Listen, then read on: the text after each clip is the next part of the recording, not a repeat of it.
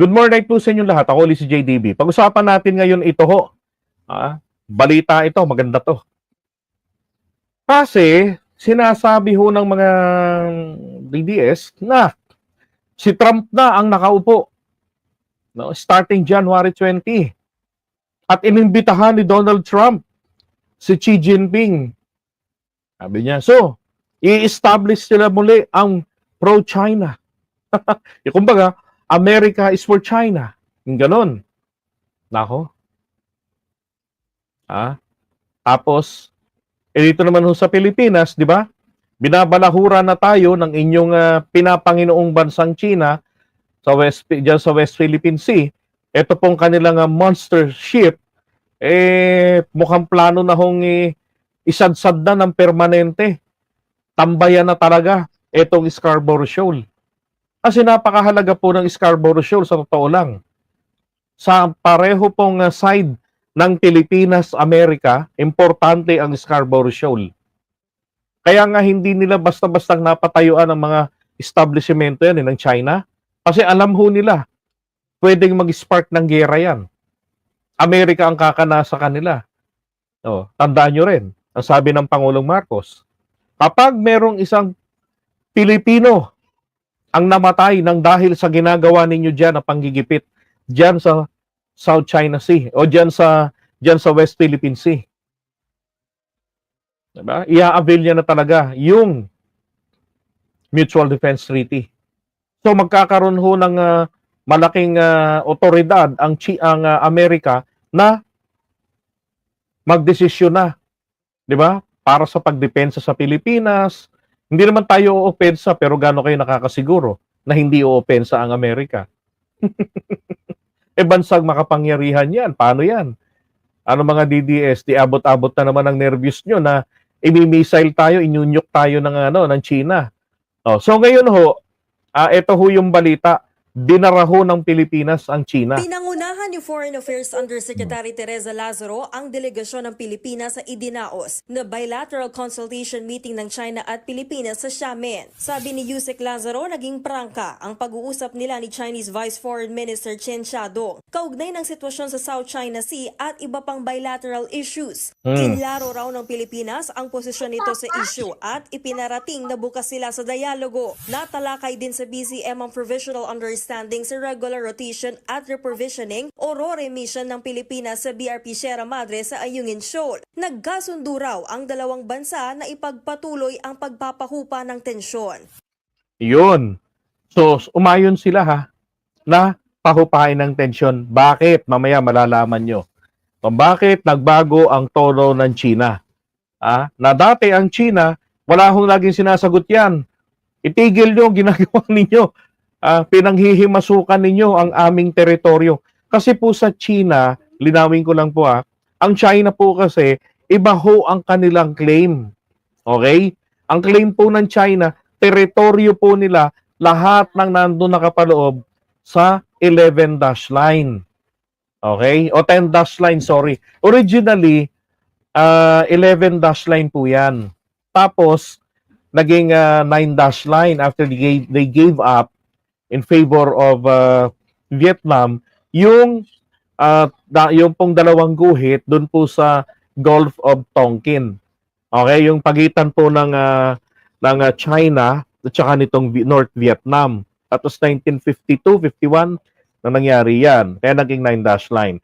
Ngayon, since early 2000, nagsi-insinuate na ang China na gawin itong 10 dash line. At nitong nakarang taon lang nila ito plinansya na 10 dash line para isaksak naman ang Taiwan. Okay? Ganon.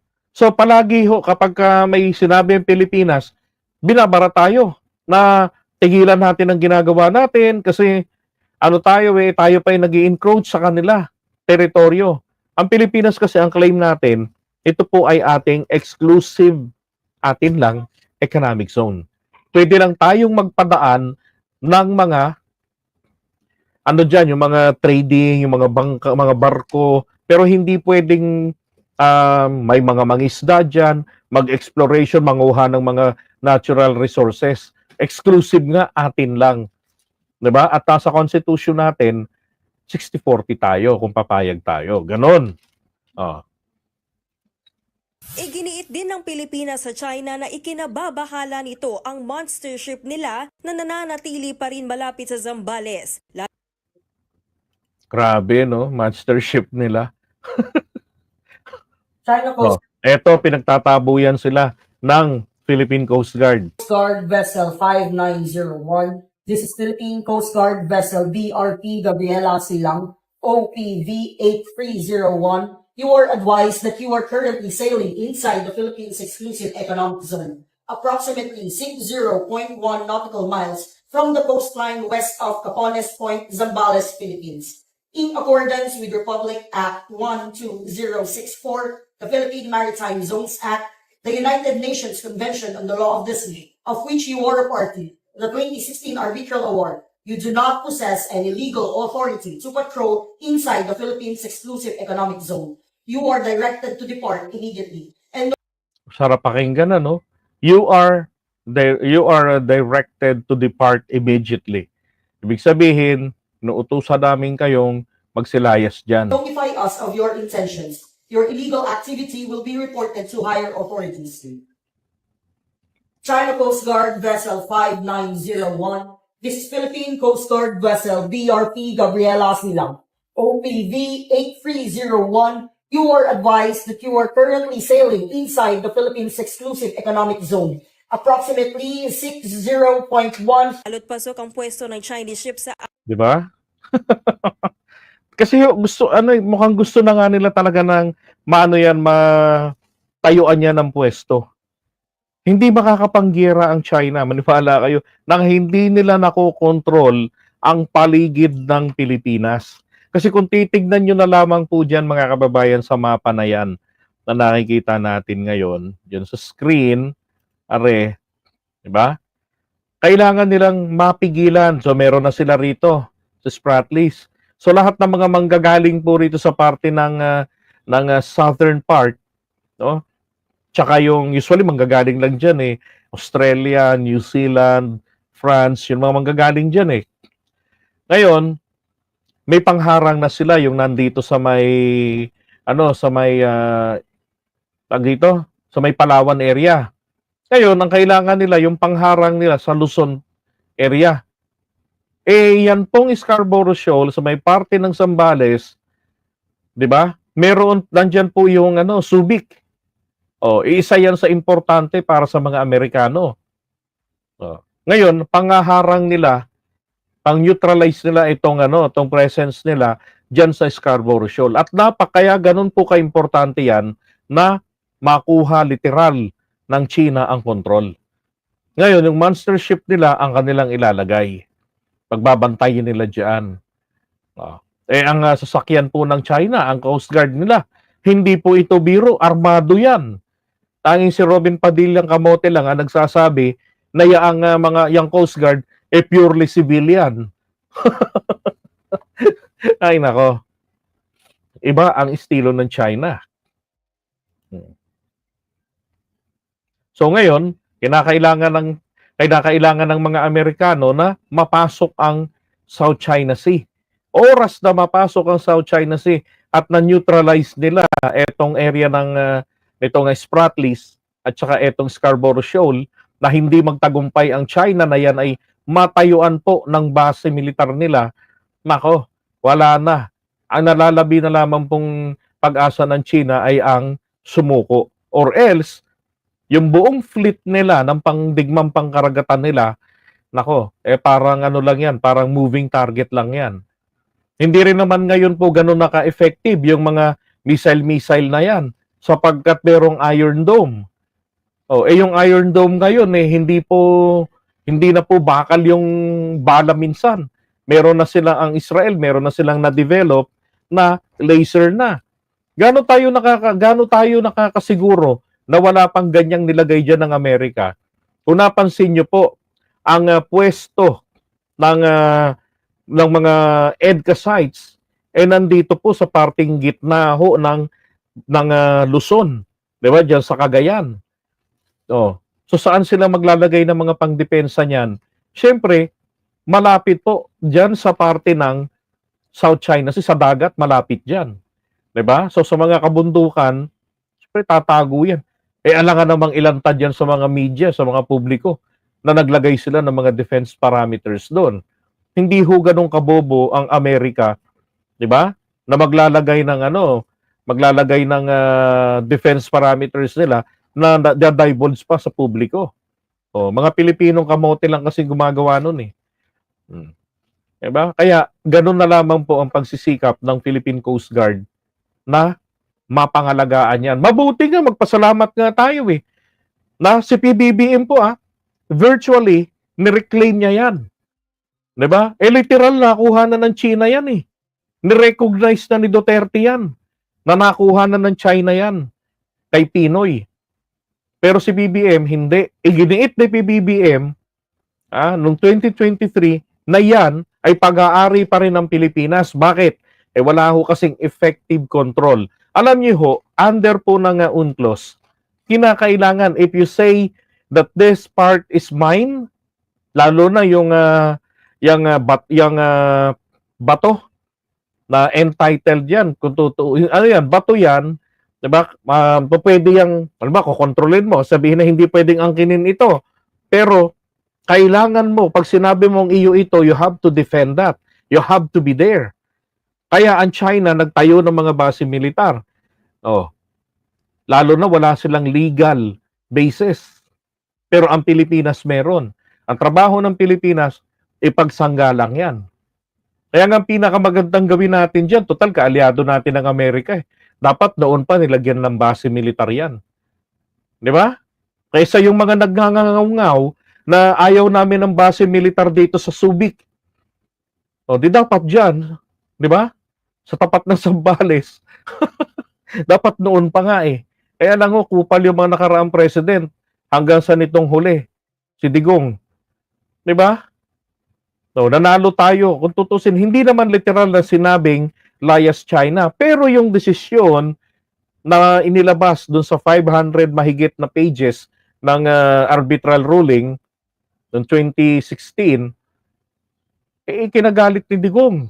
Kasi hindi pabor sa China, bago sa Pilipinas. Yan ba'y makabayang presidente? Pero sa kabila po nun, ginalang natin, nirespeto natin, pinagtanggol dahil po sa pambabudol ng strategies nila na diskarte lang yan ni Tatay Digong. You don't know him. Sa Davao pa lamang yan. Napakahusay. Nahihilo mga kalaban niya. Kaya naman pala nahihilo, napapatay. Diba? Kaya tama ngayon ang ginawa ni PBBM. Na nireclaim niya yan. Hindi man natin magawa na effectively matambayan natin yan, pero yun pong pagpipilit ng Coast Guard natin, lalo yung huli, na nakipag-maneuver sila dyan. Pumalag na yung natin Coast Guard eh. Hindi na sila nagpaipit. Kumilos na talaga sila. Tama yun. Maging marahas na rin tayo ng ng magpakita na rin tayo ng angas. Hindi yung pwede, hindi yung wina-water cannon ka na, titiisin mo lang. Para kang tanga, para kang batang binabatok-batokan ng mga bully, di ba? Pwede mo namang pagsisipain sa itlog, hindi mo pa gawin. Di ngayon, tama yung aksyon. Bakit? Pinalakas po lalo ng Amerika ang loob ng Pilipinas. Kaya nakuha na ng DFA barahin ang China doon sa meeting nila. At ang China ay pumayag pahupain ng tensyon dyan po sa Ayungin Shoal. Dati ang nila itigil nyo yan. Ngayon hindi, payag na sila. Exclusive Economic Zone at paglabag sa Philippine Maritime Zones Act ang pananatili ng nasabing barko. Yun nga lang, walang binanggit si Lazaro kung nag-commit ba ang China na paaalisin na nila ang kanilang monster ship. Pero nagkasundo naman daw ang dalawang bansa na isulong ang Coast Guard Cooperation. Magsasagawa rin ng workshop kaugnay ng Maritime Scientific Cooperation. Maging si US Senator Marco Rubio ikinababahala ang monster ship ng China sa EEZ ng Pilipinas. Kaya nagbabala siya sa China na tigilan na nito ang panggugulo sa Taiwan at Pilipinas. Patay. So yun po yung sinasabi ko na nagbigay ng lakas ng loob ngayon sa Pilipinas. Tandaan nyo ho, maaaring si Joe Biden at si Donald Trump magkalaban sa politika, pero pagkatapos po ng halalan, umiiral po sa kanila ang pagiging isang mamamayang Amerikano. Ganun ho ang nangyayari dyan sa Amerika. Lahat ho ng mga presidente na natapos ang termino, nagkakasama-sama sila bilang mga dating presidente. Hindi na po bilang isang politiko pa na may kanya-kanyang political and personal interest na isinusulong at iniingatan. Diba? Recently lang, nag-usap ang Japan at saka ang Pilipinas at ito pong si Joe Biden tungkol dito po sa relasyon ng Pilipinas, lalo sa depensa. No. Tapos ang itatalaga pa ng Amerika, nako, anti-China. So kung ang plano ho, ang sinasabi ng mga DDS, balik ang magiging US-China ang relasyon, nako, ang Pilipinas, si BBM, kawawa. Nako, hindi ho. Magiging masakit na ang ulo ninyo kung paano nyo i-reconcile ngayon etong stand ng Amerika na pinaninindigan. Si Rubio nagsalita na. Iginiit na ni Rubio. Hindi ho magsasalita yan si Rubio na magbibigay ng warning dyan sa China at magpapaalala na ang US ay merong commitment sa kanila sa dalawang bansa na yan. Diba? Kung hindi iyon ang gusto ni Donald Trump. Sabi ko nga po sa inyo, ang presidente ng Amerika may mas nakakataas pa dyan, ang CIA. Kung ang presidente ng Amerika, ang kanyang mga sinasabi, ang kanyang polisiya, ang mga trip niya, ay contrary sa national interest, ang mangyayari po dyan, bigla na lang ma-assassinate yung presidente, bigla na lang mawawala sa planet Earth yan. Patutumba nila. Kung hindi nila mahanapan ng butas para makasuhan, doon nila dadalihin yan. Okay? Ito pa. To here with regards to stability. If the Chinese are in fact serious about stabilizing U.S.-China relations and finding avenues of which we can be cooperate and avoid conflict. Patay. Sabi niya, kung ang mga in-check ay talagang seryoso na pagtibayin ang US-China relationship. Okay, so may precondition si Rubio. Then they will not do anything rash or irrational when it comes to Taiwan or the Philippines for that matter. The actions they are taking now are deeply destabilizing. They are forcing us to take counteractions because we have commitments to the Philippines and we have commitments to Taiwan that we intend to keep. And so if they want to destabilize the relationship, or they want to help at least create some pathway for stabilization of our relationship with them, even as we remain engaged in global competition, and in some cases more adversarial than others, they really need to stop messing around with Taiwan and with the Philippines, because it's... Aray ko. Tama, sabi ni Carclea, isang magaling na political commentator, a lady commentator, sabi niya, Marco Rubio is going to be the next Secretary of State. Diba? Yan yung pinaka-ES nila sa US ang Secretary of State. It's forcing us to focus our... At alam niyo si Rubio, kilala po ito talagang kontra sa China. Tapos, meron pa ho. Diba? Si Donald Trump, sa starting January 20, ibabalik niya ang tariff. Bubuwisan na. yung mga produkto ng mga dayuhang bansa doon sa Amerika na pumapasok. Ang Pilipinas, siguro hindi naman ganong magiging apektado. Wala tayong pinapasok ang China ho ang mas tatamaan. Kasi binabaha rin ng Amerika ng mga Chinese products. Diba? So magiging disadvantage yan sa China. Ari kayo mga DDS. Kala ko ba, pabor si Trump? attention in ways we prefer not. Hindi ko rin kasi maintindihan, bakit kinakailangan pag mag-DDS ka, kailangan yakapin mo China? Kailangan maging hudas ka na rin sa bayan. Di ba, Carclea? What do you think? To have to. Bumwelta naman ng Chinese Foreign Minister kay Wala ng Rubio at China. sinabing tigilan na ng Amerika ang paninira sa China ng walang basihan. Hindi na rin daw dapat makialam ang Amerika sa isyu ng Taiwan dahil sa ipinatutupad na One China policy. Yun. Alam niyo yung One China policy na yan, na lagi nilang ibinabanat. Yeah, meron silang trade war. Diba? Meron silang trade war. Ngayon, yung sinasabi rito na One China policy na pinayakap ng China sa buong mundo, including the Philippines, alala ko ito, when I was analyzing this, I forgot the time I believe that was during 1974. 'Di ba? Na nang bumisita si McCoy na sa China, 'di ba? Ngayon, nung niyakap nila ang One China policy, ang kapalit po nito sa kanilang kasunduan ay hindi tayo dadaanin sa dahas. They were talking about the Chinese claim, yung kanilang 9-dash line diyan sa South China Sea. So sa pagsusulong ng China sa kanilang claim, hindi raw tayo dadaanin sa dahas. Yun ang sinang-ayunan doon ni Apo Lakay.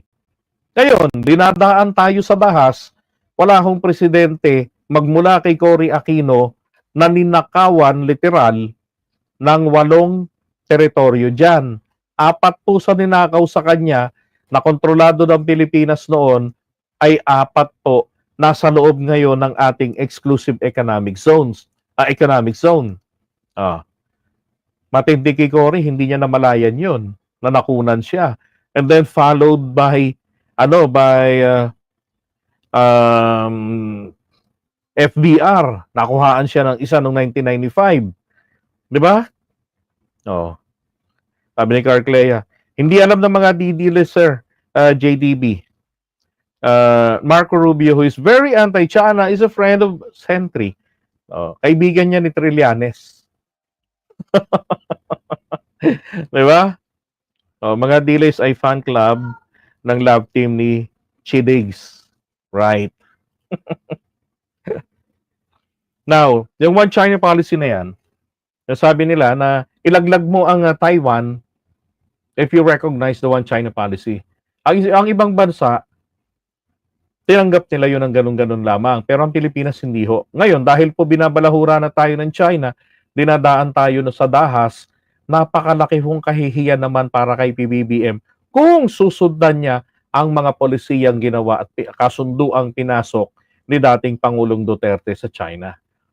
Na nung una tinatanggi-tanggi niya, pero hindi niya maikubli when he visited PBBM. He just visited PBBM once mula na naging presidente.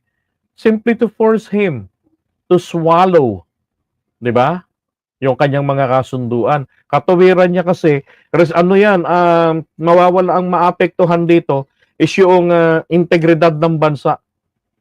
That's fucking bullshit. Anong integrity? Ibinenta mo kami. Binenta mo ang Pilipinas sa China. Meron pa po ba tayong integridad? Wala na. So magkakaroon po tayo ng integridad ng karangalan kapag binawi natin ang ating karapatan, ang interest natin doon. At yun ang ginawa ni PBBM. Diba? Inano lang niya, pinagtibay lang ni PBBM yung kasunduang pinasok ng tatay niya na may kalaki po na kondisyon. Hindi nyo kami dapat daanin sa dahas. Usap tayo. Laway-laway tayo. Magpahiram tayo ng laway sa pusod. Ganon. Diba? Hindi. Lumalabag na China. Kay Digong, kay Digong siguro pinanililiitan pa lang ng mata ni Xi Jinping. Ganon pa lang, Nininervous na Yun na kaming probinsya. Mga DDS, bakit kayo ganyan? Kailangan maging maging taksil din sa bayan. Kailangan nyo ring maghudas. Di ba? Is it not enough for you guys na sambahin nyo ang mga Duterte pero maging kayong makabayan? Di ba? Kailangan ba talaga sagrado de kandado ang isipan? Tapos dadive kayo sa Manila Bay, yung susi ng karunungan, inipit nyo sa bato. Saka kayo umahon para, di ba? Well, there's no way na mabubuksan pa ang isipan nyo. Ganun ba yun? Ay nako, Duterte pa more.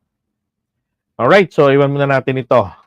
Okay? And good job po sa ating DFA at natuto po sila ngayong mambara sa China. Okay, lalo na ngayon, hindi pa nakakaupo si Donald, pero ramdam na natin. At kung talagang si Donald Trump ay pro-China, nako, yung trade war nila, hindi niya palalalain sa pagpupush niya na magkaroon ng tariff uli sa mga produktong pinapasok sa Amerika. Sabi nga niya, ba't natin binubuwisan ng mga kababayan natin sa mahabang panahon? Samantalang yung mga nakikinabang sa atin dito, hindi natin binubuwisan. Ngayon, pagpasok ng 20 ng January, magsisimula na yan. May tawag siya ron, nakalimutan ko lang eh. Diba? At si Duterte ang naging number 1 na sumira ng reputasyon ng makabayan na si Trillanes. Si Trillanes, nagrebelde ito dahil po sa mga kapabayaan ng Arroyo administration sa AFP. Nakakaawa sila. Putrag sila, makakainin nila sardinas. Madalang pa yung rasyon. Doon sila nagrebelde noon eh. Tapos doon sa problema ni Pinoy noon sa kaingutan niya, problema nila tuloy, yung sa Scarborough Shoal. Walang solusyon po si Pinoy noon. Si Trillanes ang kinausap ni Pinoy at nag-offer sa kanya na ang gawin natin, kasi siya yung eksperto sa ganyan o may alam, mag-backdoor channel tayo.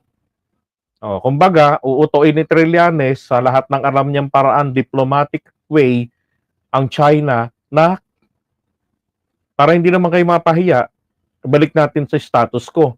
Claimant kayo, pero under control pa rin ng Pilipinas ang Scarborough. Palipasin lang natin ang ilang buwan na makakalimutan ng mga mamamayan ninyo. Kasi ang inaalala po ng China noon dyan, sabi nila, paano naman kami pag kami umalis dito? Binalita na namin ito sa China, sa mga mamamayan namin.